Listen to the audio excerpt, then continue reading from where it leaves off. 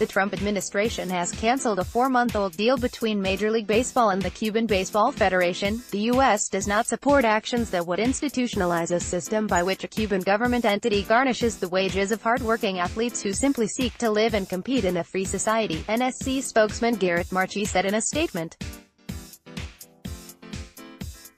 The deal allowed MLB teams to directly sign Cuban players who have reached certain age or professional service time minimums. It also allowed Cuban players to play in the U.S. without having to defect, by bringing their families and returning to the island in the off-season. The agreement, negotiated under the Obama administration, allowed players to receive 100% of a signing bonus, while MLB teams paid an additional 25% of that to the Cuban Federation, with the players paying Cuban income tax on foreign earnings.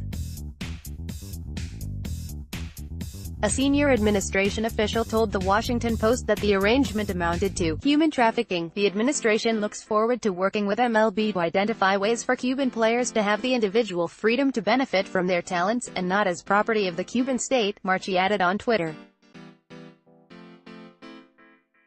The changes are part of a broader effort to raise pressure on Cuba and Nicaragua, two countries that support Venezuelan President Nicolas Maduro. According to the Wall Street Journal, Major League Baseball has been informed of the dangers of dealing with Cuba, a senior administration official told the Journal.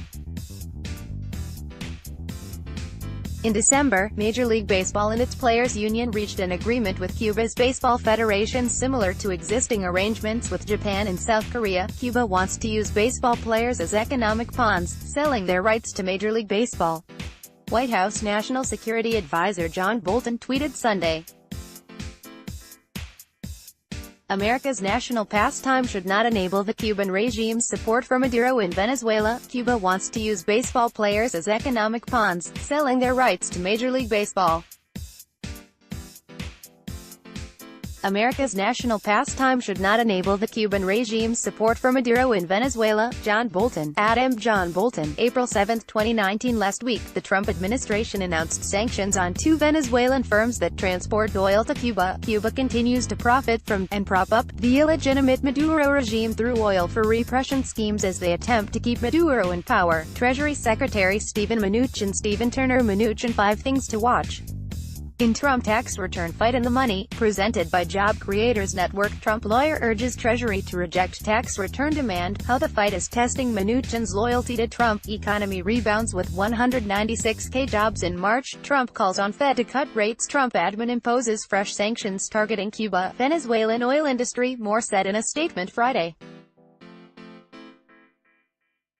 The United States remains committed to a transition to democracy in Venezuela and to holding the Cuban regime accountable for its direct involvement in Venezuela's demise. The U.S. and many other countries have recognized opposition leader Juan Guaido as the legitimate interim president of Venezuela, updated 5:15 p.m.